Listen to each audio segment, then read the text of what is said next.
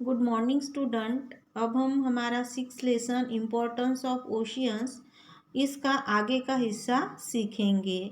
Last period में हमने हमारे लेसन में temperature, maximum temperature, minimum temperature देखा था और रेंज ऑफ टेम्परेचर मैंने आपको बताया था कि रेंज ऑफ टेम्परेचर हमें किस तरीके से निकालना है। अब ये टेबल फिलअप करने के बाद में कुछ क्वेश्चंस हमें यहाँ पर दिए हैं। Highlight the rows for the places having a range of temperature over 10 degree Celsius with red colour. जिन रोज में 10 डिग्री सेल्सियस से ज़्यादा टेम्परेचर आ रहा है उन रेंज को यहाँ पर, उन बॉक्सेस को यहाँ पर, उन प्लेसेस को यहाँ पर रेड कलर से हाईलाइट करना है। Colour other rows in blue. उसके बाद में 10 डिग्री सेल्सियस से कम टेम्परेचर आने वाले जो प्लेसेस है उनको ब्लू कलर में, यहाँ पर ब्लू कलर से कलर करना है। Find the locations of this places from and अल्टास। अल्टास से ये जो प्लेसेस है इनकी लोकेशन फाइंड आउट करनी है। Which places are closer to the oceans. Oceans के पास में इनमें से कौन सी जगहें आती है। Tell whether the range of temperature at this places is less और मोर। रेंज ऑफ टेम्परेचर, ये जो प्लेसेस है इन प्लेसेस में रेंज ऑफ टेम्परेचर कम है या ज़्यादा है। What might be the main reason leading to differences in the temperature range of different places. What might be the main reason. Temperature range of different places, temperature range जो अलग अलग जगहों की है तो इनके बीच में जो डिफरेंस हमें देखने को मिलता है इसके पीछे क्या रीज़न होगा। In which thermal zone are all these places located. ये सारी जगह कौन से थर्मल जोन में आती है। Which places are far away from the oceans. इनमें से कौन सी जगहें ओशियन से बहुत ज़्यादा दूरी पे हैं। Do those places have a greater और स्मॉलर टेम्परेचर रेंज। जो जगहें ओशियन से बहुत ज़्यादा दूरी पर आती है वहाँ पर जो टेम्परेचर रेंज है वो बहुत ज़्यादा है या बहुत कम है। Mention the places having the smallest and greatest temperature range. जिसकी सबसे कम टेम्परेचर रेंज है और जिन जगहों की सबसे ज़्यादा टेम्परेचर रेंज है उन प्लेसेस को मेंशन करना है। Draw a graph for the above data, use a proper colour scheme. ये जो डाटा, ये इंफॉर्मेशन हमें दी है उसके लिए हमें यहाँ पर ग्राफ बनाना है और प्रॉपर यहाँ पर कलर स्कीम यूज करनी है। एक्सप्लेनेशन हमें दिया है। You must have realise from the above activity that there are differences in the temperature of different places on the earth. हमने जो ऊपर का टेबल यहाँ पर फिलअप किया है उस एक्टिविटी से हमें ये पता, आपको ये पता चला होगा कि अर्थ के ऊपर अलग अलग जगहों पे अलग अलग टेम्परेचर देखने को मिलता है। Similarly there is difference in the maximum and minimum temperatures. जैसे कि टेम्परेचर में यहाँ पर डिफरेंस देखने को मिलता है उसी तरीके से जो मैक्सिमम टेम्परेचर है और जो मिनिमम टेम्परेचर होता है उसमें भी हमें डिफरेंस देखने को मिलता है। This difference is less in the coastal region. अब ये जो डिफरेंस होता है मैक्सिमम और मिनिमम टेम्परेचर का, ये कोस्टल रीजन जहाँ पर है यानी कि जहाँ पर समुद्र नज़दीक होते हैं ऐसे जगह पे हमें कम देखने को मिलता है। while it is more in the regions far away from the sea continentality। यानी कि जो समुद्र से बहुत ज़्यादा दूर होते हैं ऐसी जगहों पे ये जो डिफरेंस होता है ये हमें ज़्यादा देखने को मिलेगा। This means that in regions those to the close to the oceans, seas or large reservoirs, there is not much of a difference in the temperature through out the day. इसका मतलब ये है कि ऐसे रीजन्स ओशियंस के, seize के या बहुत बड़े बड़े रिजर्वर्स के पास में होते हैं, ऐसे जगहों पे, ऐसे रीजन्स में टेम्परेचर का, दिन का जो टेम्परेचर है, पूरे दिन भर का जो टेम्परेचर होता है उसमें ज़्यादा डिफरेंस देखने को नहीं मिलता। The main reason for this is the mixing of vapour release through evaporation of water from these water bodies into air। अब टेम्परेचर का, पूरे दिन भर के टेम्परेचर में जो हमें यहाँ पर डिफरेंस देखने को नहीं मिलता है, ज़्यादा डिफरेंस कोस्टल एरियाज़ के पास में जो रीजन्स है वहाँ पर देखने को नहीं मिलता है। तो इसके पीछे का रीज़न है कि ये जो वाटर बॉडीज़ होती है, इन वाटर बॉडीज़ में से जो यहाँ पर वेपर रिलीज़ होते हैं, ये रिलीज़ हुए जो वेपर्स है उनका इवापोरेशन होता है और उसकी वजह से ऐसे रीजन में डिफरेंस टेम्परेचर का कम एक्सपीरियंस करते हैं। This vapour in the air absorb and stores the heat release from the land.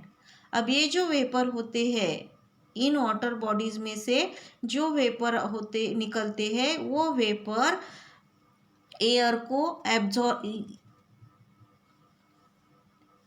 ये जो वेपर्स होते हैं एयर में, ये वेपर एब्जॉर्ब करते हैं और स्टोर करते हैं। किससे एब्जॉर्ब करते हैं, क्या स्टोर्स करते हैं? लैंड से जो हीट रिलीज होती है उस हीट को ये वेपर यहाँ पर एयर में एब्जॉर्ब और स्टोर करके रखते हैं। Hence the temperature in coastal areas remains equal. और इसीलिए ये जो कोस्टल एरियाज होते हैं वहाँ के जो टेम्परेचर होता है वो हमेशा एक जैसा ही रहेगा। You must study that the equatorial region receives near perpendicular sun rays। आपने स्टडी किया ही है कि जो इक्वेटोरियल रीजन होता है वहाँ पर परपेंडिकुलर सनरेज देखने को मिलते हैं। As a result these areas get more heat whereas the polar regions receives highly slant rays।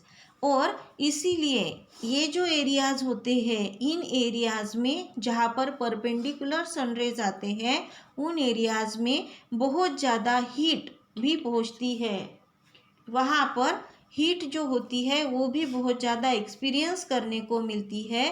जबकि जहाँ पर पोलर रीजन्स होते हैं वहाँ पर हाईली स्लांट रेज होते हैं, वहाँ पर जो सन रेज होते हैं वो बहुत ही स्लांटिंग होते हैं। This differential heating creates imbalance in the temperature of air in different parts। this differential heating, heat में ये जो डिफरेंस हमें यहाँ पर देखने को मिलता है, इस डिफरेंस की वजह से temperature of air in the different parts, air में जो टेम्परेचर होता है अलग अलग हिस्सों में, अलग अलग पार्ट में एयर का जो टेम्परेचर होता है वो इम्बैलेंस क्रिएट किया जाता है।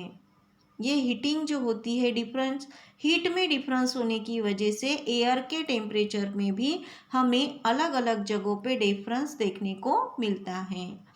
This leads to formation of belts of high and low pressure on the earth. और ईच टेम्परेचर, एयर टेम्परेचर के डिफरेंस की वजह से हमें यहाँ पर देखने को मिलते हैं हाई प्रेशर बेल्ट और लो प्रेशर बेल्ट। एयर के टेम्परेचर, एयर में जो टेम्परेचर है उसमें डिफरेंस होने की वजह से अर्थ पे हमें हाई प्रेशर बेल्ट और लो प्रेशर बेल्ट की फॉर्मेशन देखने को मिलती है। Winds blow due to pressure differences in this belts. Winds जो होते हैं, विंड्स जो चलती है वो इन प्रेशर बेल्ट्स में जो डिफरेंस होता है उसकी वजह से क्रिएट होते हैं। These winds are called planetary winds। Planetary winds, ये जो विंड्स होते हैं ऐसे विंड्स को प्लैनेटरी विंड्स कहा जाता है। These winds move the oceanic water in the form of currents. अब ये जो विंड्स होते हैं, ये विंड्स ओशियनिक वाटर को, these winds move the oceanic water, ये जो विंड्स होते हैं वो ओशियनिक वाटर को करंट्स के फॉर्म में मूव करते हैं।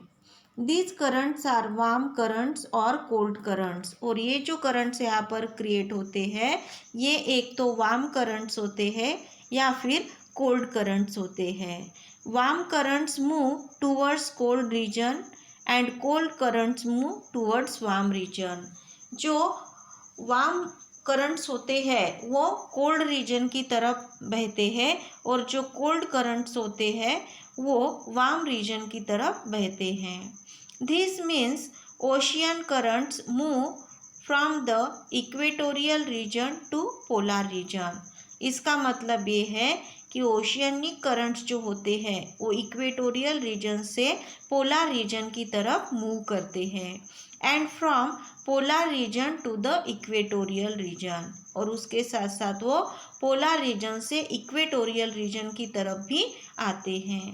This leads to the redistribution of the heat on the earth, और इसकी वजह से अर्थ के ऊपर हीट का रीडिस्ट्रीब्यूशन होता है। The cold currents moving towards the equatorial reason make the temperature of coastal areas in that zone milder. अब यहाँ पर जो कोल्ड करंट्स होते हैं जो इक्वेटोरियल एरियाज की तरफ, इक्वेटोरियल रीजन की तरफ जाते हैं, कोल्ड करंट्स जो इक्वेटोरियल रीजन की तरफ जाते हैं वो टेम्परेचर को, कोस्टल एरियाज में जो टेम्परेचर होता है उस कोस्टल एरियाज के टेम्परेचर को वो माइल्डर बनाते हैं। कोस्टल एरिया जहाँ पर है वहाँ पर इस टेम्परेचर को वो माइल्डर बनाते हैं।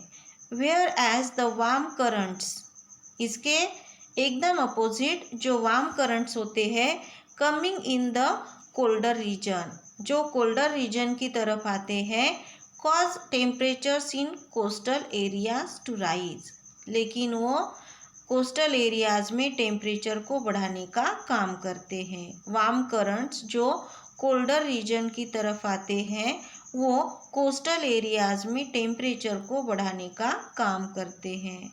We have seen this in figure 5.6, हमने ये फिगर 5.6 में देखा है।